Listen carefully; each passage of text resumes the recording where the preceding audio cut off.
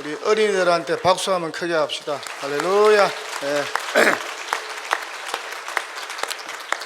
네. 아유, 찬양 참 잘하네요. 아니, 콜라보레이션 너무 좋았습니다. 예, 우리 어린이와 같은 그 순수함을 회복하는 저와 여러분 되시기를 축원합니다. 예, 오늘 말씀은 여러분이 잘 아는 성경 말씀 다 암송하고 있는 잠언에 나오는 한 구절의 말씀입니다. 마른 떡 한 조각만 있고도 화목하는 것이 제육이 집에 가득하고도 다투는 것보다 나으니라. 다 같이 시작. 마른 떡 한 조각만 있고도 화목하는 것이 집에 가득하고도 다투는 것보다 나으니라. 한국식으로 말하면 무슨 말일까요? 밥에 김치만 있어도 화목하는 것이 산에 진미가 가득하고도 다투는 것보다 낫다는 말씀이 아닐까. 예. 그만큼 무슨 말입니까? 화목이 중요하다는 것이죠. 가정에서 화목이 중요하다. 어디 가정뿐이겠습니까? 교회도 회사도 학교도 나라도 우리 사회도 그렇습니다. 화목이 가장 큰 축복이다. 평화롭고 고요한 것이. 영어 성경에는 이 화목을 quiet and peace로 번역하고 있습니다. 그렇게 평화롭고 고요한 것이 가장 축복이죠. 큰 축복. 다툼이 없는 것이 가장 큰 축복 아니겠습니까? 지옥이 어디겠습니까? 싸움이 있고 다툼이 있고 분쟁이 있고 전쟁이 있는 곳이 지옥이죠.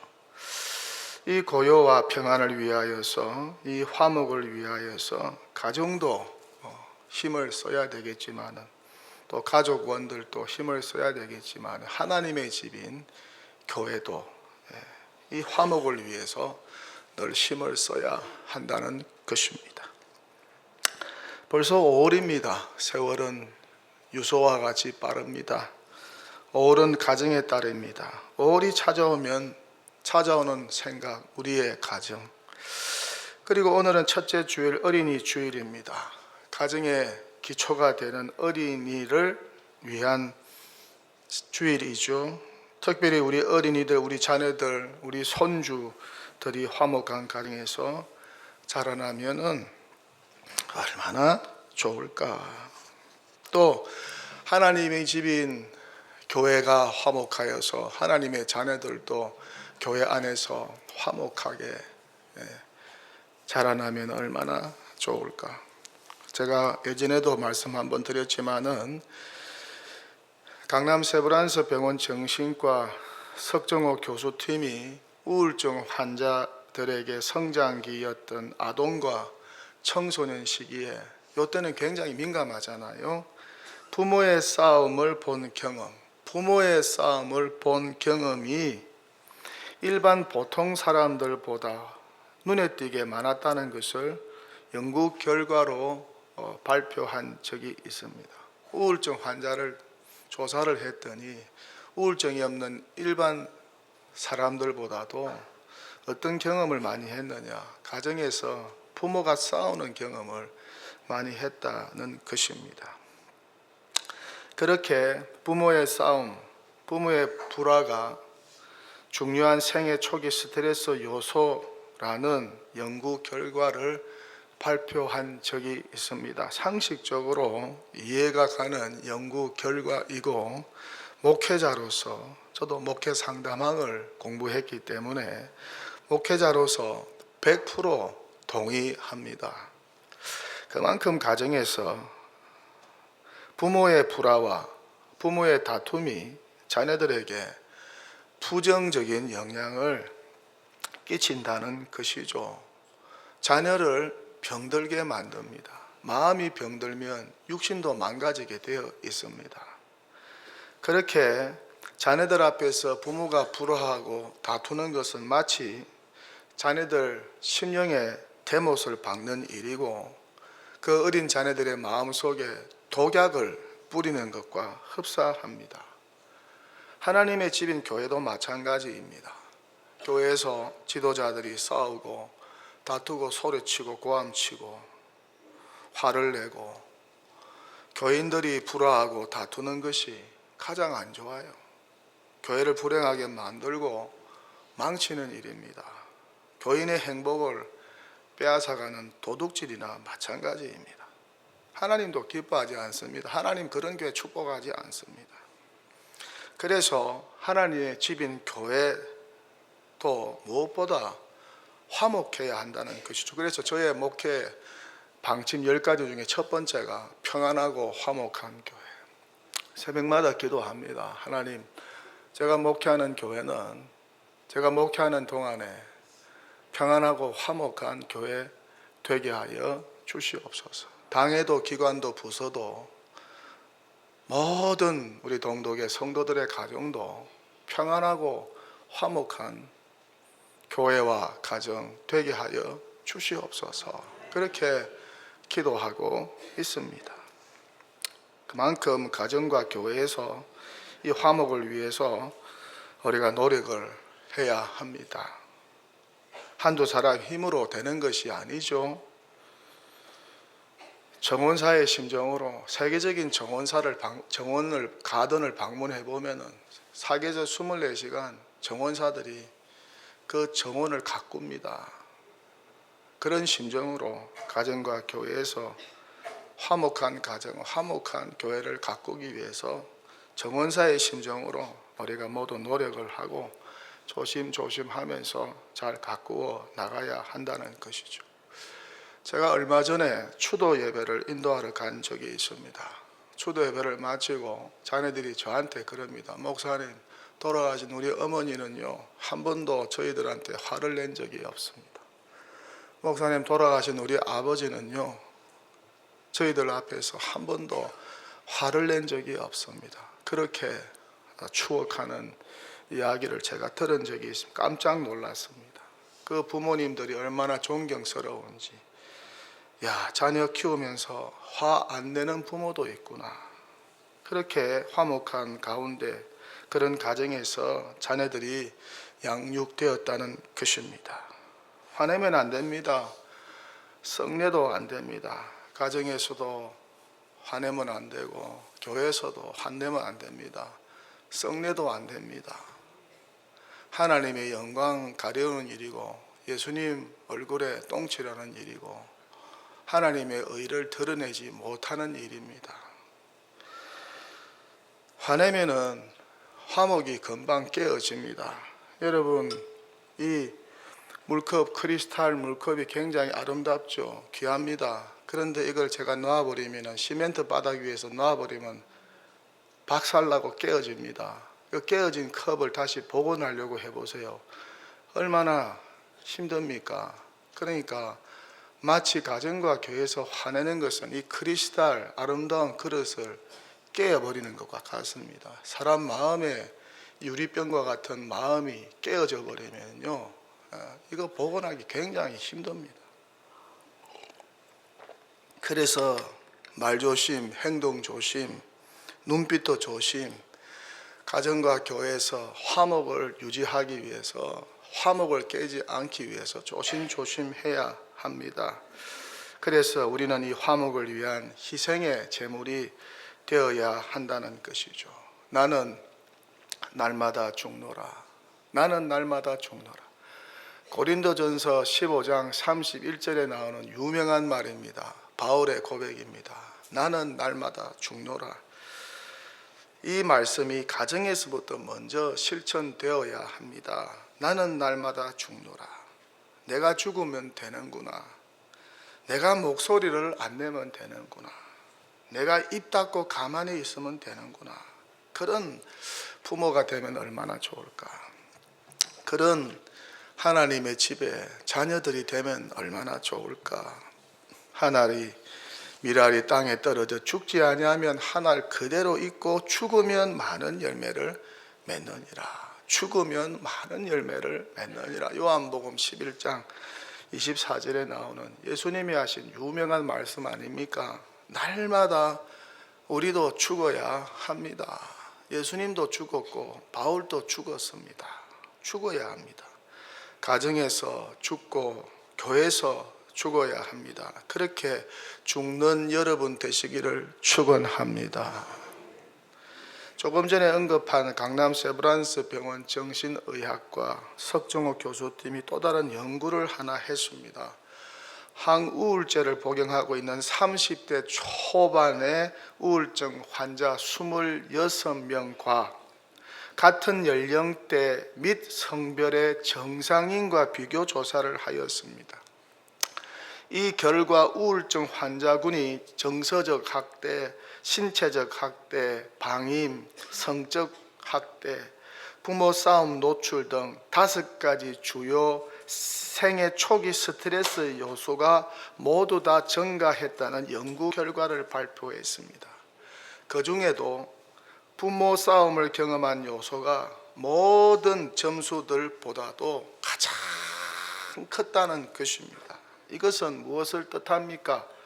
부모의 싸움과 불화를 목격한 자녀들에게 상당한 정신적 외상을 주어서 그렇게 우울증에도 걸리고 마음병에 걸리고 마음병이 육신의 병이 되어서 나이가 들었는데도 힘들게 불행하게 고통스럽게 살아간다는 것입니다. 그래서 석정호 교수는 결론적으로 이렇게 말합니다.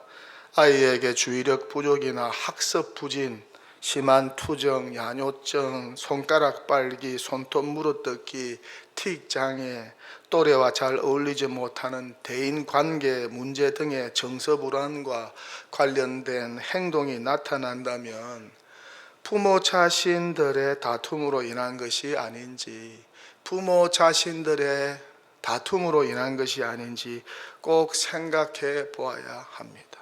그렇게 말을 해요. 어린 자녀들에게 부모 다툼이 이렇게 안 좋다는 것입니다. 어디 어린 자녀들 뿐일까요? 다 큰 자녀들도 마찬가지입니다. 부모가 다투고 싸우는 거 좋아할 자녀가 어디 있습니까? 아무도 안 좋아해요. 여러분의 부모님들은 어떠셨나요? 잘 싸우셨나요? 아니면 화목하셨나요? 여러분은 부모로서 자녀들을 양육할 때 어떠하셨나요? 자녀들 보는 앞에서 자주 싸우셨나요? 아니면 화목하셨나요? 심리학자 아치볼트 하트 박사에 따르면은 어린이들의 우울증 징후는 갈수록 심각해지고 있다고 합니다. 앞으로 이런 일이 어린 아이들에게 더 많아질 겁니다. 빠르게 5세부터 우울증이 시작된다고 합니다. 소아 우울증. 5세에서 10세 아이가 우울증에 걸리면 어떤 행동을 하게 되느냐? 아침에 일어나려 하지 않고 집 주변을 맥없이 돌아다니고 평소 좋아하던 일에 전혀 관심이 없게 된다고 합니다. 이런 무기력의 증상들이 계속해서 나타난다고 합니다. 또 수면장애나 복통도 우울증 경고 신호라고 합니다. 노골적 분노, 적대감, 울분도 나타난다고 합니다. 이렇게 부모의 불화와 다툼을 보고 자란 어린 자녀들이 이런 우울증에 걸리게 된다는 것이죠. 얼마나 가슴 아픈 일입니까? 누가 뭐라고 해도 자녀 양육의 1차 책임자는 누구입니까? 부모죠. 자녀 양육의 모든 결과와 책임은 다 부모가 져야 합니다. 이 점에 있어서 부모가 심각한 책임의식을 가지고 경각심을 좀 가져야 합니다. 그런데 그 책임을 다른 곳에 전가하려고 하죠. 유치원의 학교 아니면 교회 학교에 교사들에게 모든 책임을 전가하려고 한다는 것입니다. 자기들이 잘못 키워놓고 그런 기관에서 가르치는 교사분들에게 책임자들에게 자녀 잘못 키웠다고 다 책임을 전가한다는 것입니다. 진작 부모 자신은 책임을 지지 않으려고 회피를 합니다. 아무리 정부와 교회에서 또한 학교에서 어린이 교육을 부르짖어 보세요. 시설을 엄청나게 좋게 갖추어 보세요. 그런 교육기관에 자녀들을 맡겨 보세요. 가정에서 부모가 바로 서지 않으면 힘들어요. 화목한 가정을 만들지 않고 날마다 자녀들 앞에서 불화하고 다투고 싸우면 정말 자녀 교육 어렵습니다. 또 다른 보고서에 따르면 부부싸움과 불화가 많은 가정에서 자란 어린이들은 나중에 나이가 들어 어른이 된 후에도 성인병에 걸릴 확률이 화목한 가정에서 자란 사람보다도 더 많다는 보고가 있습니다. 또한 이렇게 부모가 불화하고 다투는 가정에서 자란 자녀는 비만에 빠질 가능성도 더 높고 불안정한 애착과 공격성 성향을 가지게 된다는 보고도 있습니다. 그리고 무엇보다 쉽게 중독에 빠진다는 것입니다. 그래서 부모가 불화하고 잘 다투는 가정에서 어린이들이 사는 것보다 차라리 부모가 별거한 상태나 헤어진 상태에서 자녀들이 자라도록 해주는 것이 더 낫지 않냐, 그렇게 주장하는 가정심리학자들도 있습니다. 그렇게 가정에서 부모가 불화하여 자주 싸우고 다투게 되면은 어린 자녀들에게 악영향을 미친다는 것이죠. 이것으로 인해서 자녀들의 행복권이 빼앗기고 큰 피해와 손해를 입어서 인생 자체가 불행해진다는 것입니다. 결혼 생활에도 악영향을 미쳐서 결혼 생활도 불행해지고 또 정서적인 상처를 입어서 우울증에 빠지고 무기력증에 빠지고 아니면 어릴 적부터 잠재된 분노로 인하여서 정서장애, 성격장애자로 살아간다는 것입니다. 이런 어두운 그림자를 평생 지고 가게 된다는 것입니다. 어두운 그림자. 부모의 불화와 다툼으로부터 얻게 된 어두운 그림자를 자녀가 계속해서 평생 짊어지고 가게 된다는 것입니다. 정서장애와 성격장애가 얼마나 무서운 내면의 질병인지 몰라요. 겉으로는 몰라요. 겉으로는 사람이 멀쩡해 보이죠. 그런데 관계에 들어가면은 이런 정서장애, 성격장애는 정말 무서워요. 자신을 파괴하고 공동체를 파괴합니다. 가정을 파괴하고 교회를 파괴합니다. 자기가 낳은 자식도 파괴합니다. 성경 속에도 이런 인물들이 많이 등장해요. 그래서 무엇보다 부모는 성격이 좋아야 합니다. 성격이 뭐라면 안 됩니다. 원만하면 좋습니다. 부드럽고 따뜻하면 좋아요. 덕스럽고 너그러워야 합니다. 지나치게 똑똑하거나 너무 똑똑하면 그렇게 완전주의나 완벽주의에 빠져 있게 되면은 본인도 힘들지만은 누가 힘드느냐? 자녀들이 힘듭니다. 계속 부모가 자식을 쪼우는 거예요. 쪼우는 거예요. 그 정도면 되는데 계속 쪼우는 거예요. 계속 쪼우는 거예요. 그러면 자녀들이 그 집에서 얼마나 불행하겠습니까? 집에 들어가기 싫어요. 그래서 가출합니다. 가출하면서 결심합니다. 나는 우리 아버지와 같이 나는 저렇게 안 살아야 되겠다. 나는 우리 어머니와 같이 저렇게 안 살아야 되겠다. 왜 저렇게 나를 들들 볶는지 모르겠다 하면서 가정을 뛰쳐 나가는 자녀들도 생깁니다. 성격 좋은 부모 되시기를 축원합니다. 성격이 원만하고 좋은 조부모 되시기를 축원합니다. 성격 좋은 성도님들 되시기를 축원합니다. 예수 믿는 사람들 성격이 원만하고 성격이 좋아야 합니다. 예수님은 온유하고 겸손하셨어요. 예수님의 성품을 조금이라도 닮으면 얼마나 좋을까. 요즘 대한민국은 어떻습니까? 잘 살아요. 너무 잘 살아요. 지난 주중에도 제가 인천공항에 볼 일이 있어서 나가보았는데요. 이야, 황금 연휴 맞이하여서 막 수백만 명이, 수십만 명이 그냥 인천공항을 통해서, 전국의 공항을 통해서 해외로 여행을 떠나고, 그리고 막 대한민국에 그냥 여행하러 그냥 오는 관광객들이 얼마나 많아요. 이야, 공항이 차들기가 힘들었어. 얼마나 공항에 사람들이 많은지. 그렇게 대한민국이 세계적인 나라가 되었습니다. 덕분에 어린이들도 풍요롭게 삽니다. 다 왕자, 공주로 삽니다. 몇 해 전에 세계 172개국 어린이들의 생활 환경을 비교한 세계 아동 구호단체 Save the Children에서 조사를 했습니다. 이 자료에 의하면은 한국 어린이들의 생활 환경은 세계 10위권인 것으로 나타났습니다. 대단하죠. 대한민국은 학교에 입고 갈 좋은 옷 있다 1등, 대한민국은 컴퓨터, TV, 자동차 등이 있다 1등, 대한민국 어린이들, 가족들 돈 걱정 안 한다 1등이었다고 합니다. 그렇게 대한민국 어린이들은 풍요롭게 삽니다. 또한 대부분 비싼 스마트폰 하나씩 다 가지고 다닙니다. 부모보다 조부모보다 더 좋은 핸드폰씩, 삐까뻔쩍한 신형 핸드폰 하나씩 다 가지고 다닙니다. 그런데 이렇게 물질적으로 풍요한데 이상한 것은 172개국 중에 개발도상국, 선진국, 후진국 나라 16개국을 선별하여서 행복도를 물었습니다.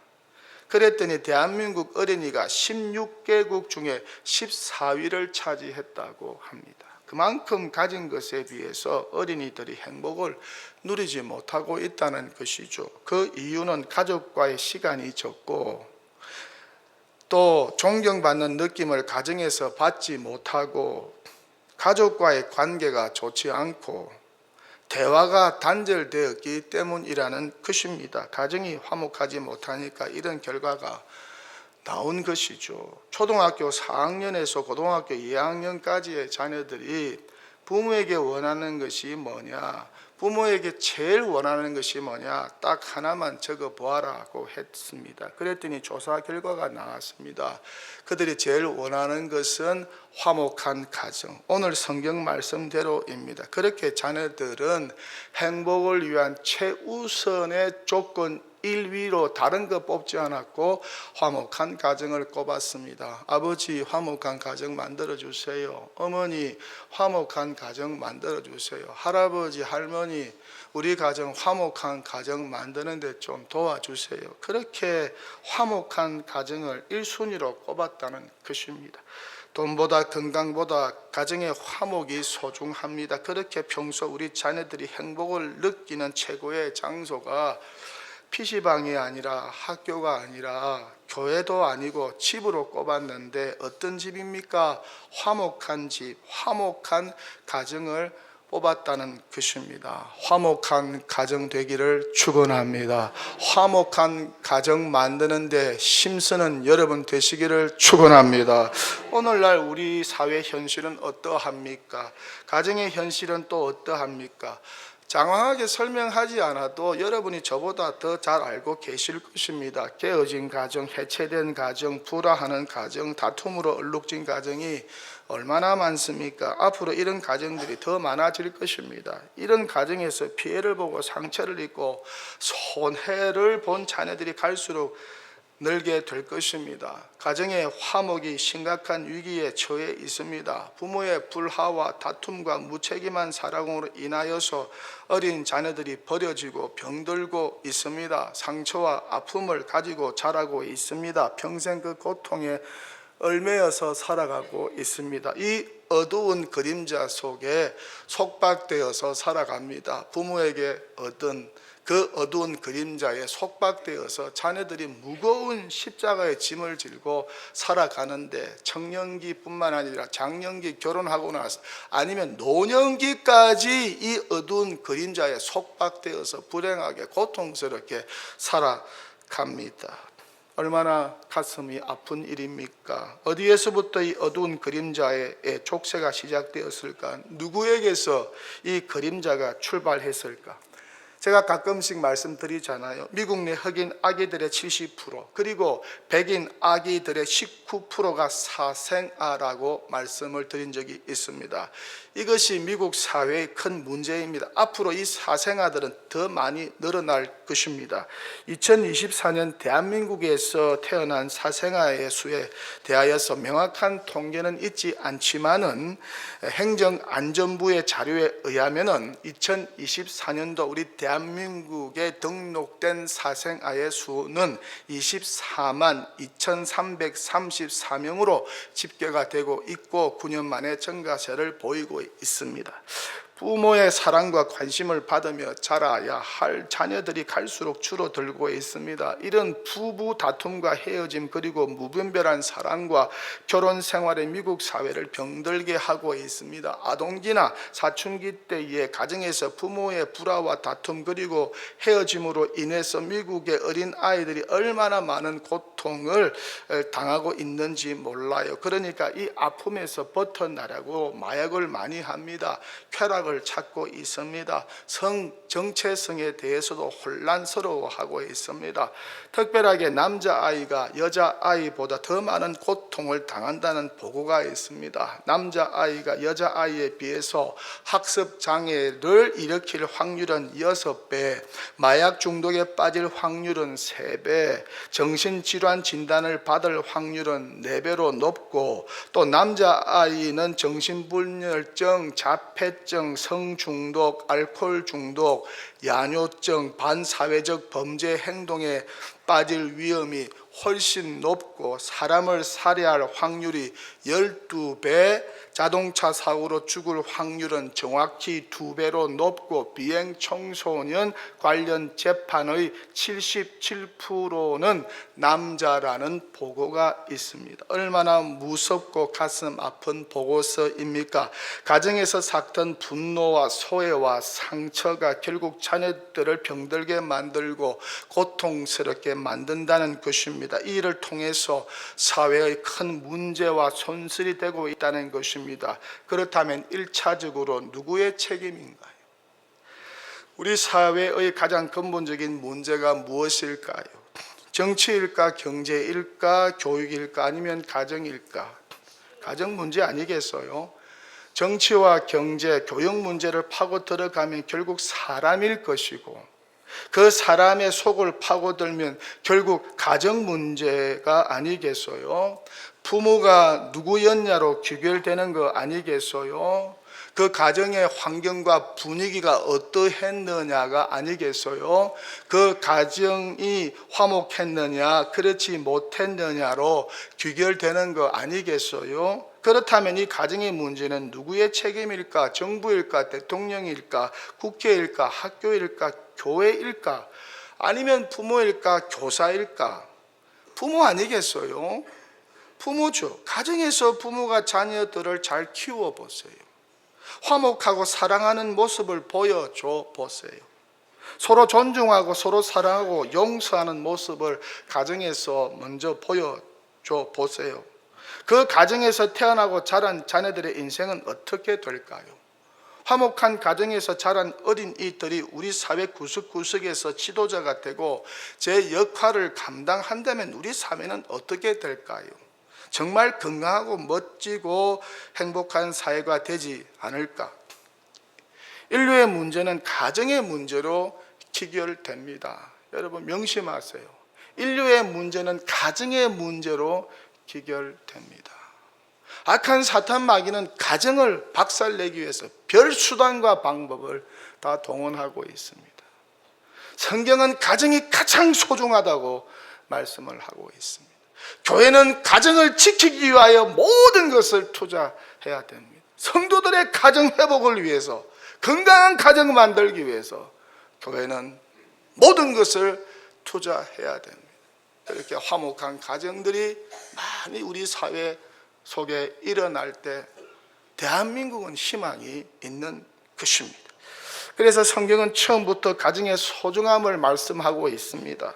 결혼의 소중함, 자녀 양육의 소중함을 말씀하고 있습니다. 우리 사회 문제도 마찬가지입니다. 학교와 교회 문제도 마찬가지입니다. 가정이 살아야 자녀가 살고, 자녀가 잘 되어야 우리 사회가 살고 희망이 있고 미래가 있는 것이죠. 그렇게 먼저는 가정이 살아나고 가정이 화목해야 합니다. 이를 위해서 부부가 화목해야 합니다. 이런 화목한 가정이 우리 사회 속에서 많이 세워져야 하지 않을까? 이 일에 부름받은 이들이 바로 누구라는 것입니까? 부모라는 것이죠. 화목한 가정을 만들기 위한 사명감을 가지고 결혼을 해야 되고 그리고 부모 역할을 감당해야 하지 않을까. 화목한 가정 세우기 위해서 그 목표를 세우고 헌신해야 되지 않을까. 그래서 결혼도 사랑으로만 하면 안 되고요, 이런 사명감을 가지고 해야 한다는 것입니다. 그래야 어렵고 힘들 때 가정을 떠나지 않고 묵묵하게 그 가정을 지킬 수가 있는 것이죠. 성경은 말씀합니다. 할 수 있거든 너희로 모든 사람과 더불어 화목하라. 사랑 안에서 가장 귀히 여기면 너희끼리 화목하라. 너희 속에 소금을 두고 서로 화목하라. 인도 속담에 재미있는 속담이 하나 있습니다. 한 가족이 화목하면 한 마음 한 뜻이 되면 문 앞의 돌도 황금으로 변한다. 문 앞의 돌도 뭐로 변한다? 황금으로 변한다. 오늘 가서 한번 실험해 보시기 바랍니다. 가정이 화목하면 문 앞의 돌도 황금으로 변한다. 우리 자녀들이 황금으로, 우리 자녀들이 보석으로, 우리 자녀들이 세계적인 인물로, 위대한 인물로, 행복한 자녀로, 믿음으로 만들어질 수 있는 줄 믿습니다. 조건이 무엇입니까? 가정이 화목할 때에, 교회가 화목할 때에 이런 아름다운 일들이 일어난다는 것이죠. 설교를 정리해 보겠습니다. 자녀에게 부모의 영향력은 평생의 그림자입니다. 좋은 그림자가 될 수 있고 나쁜 그림자가 될 수 있습니다. 악한 그림자가 될 수 있고 선한 그림자가 될 수 있습니다. 어떤 그림자와 함께 지금까지 살아오셨습니까? 그 그림자의 실체는 무엇이었습니까? 인생살이의 플러스가 되었습니까? 아니면 마이너스가 되었습니까? 만약에 여러분의 그 그림자가 무겁고 여러분의 삶을 불행하게 만들었다면 예수 안에서 그 어두운 그림자들을, 그 불행의 그림자들을, 불행한 가정, 화목하지 않는 과정에서 나에게 찾아온 이 어두운 그림자들을 예수 안에서 믿음으로, 말씀으로 다 끊어버리시기를 축원합니다. 앞으로 여러분은 어떤 그림자들을 자녀들에게 물려주며 살아가시렵니까? 자녀 등에 비친 부모의 그림자, 자녀의 앞길을 환하게 비추는 부모의 밝은 그림자, 자녀의 걷는 걸음의 좌우를 비추는 부모의 환한 그림자, 우리 자녀들의 행복은 전적으로 부모에게 달려 있다고 해도 과언이 아닐 것입니다. 이왕 자녀들에게 그림자를 물려준다면 착한 그림자, 하얀 그림자, 선한 그림자, 밝은 그림자, 행복 그림자, 플러스 그림자를 물려주시기를 축원합니다. 그 시작과 출발이 어디에 있다는 것입니다? 화목한 가정에 있다는 것입니다. 그렇게 여러분의 가정은 화목한 가정 되기를 축원합니다. 결혼한 여러분 자녀들의 가정도 화목한 가정 되기를 축원합니다. 교회도 화목한 교회 되기를 축원합니다.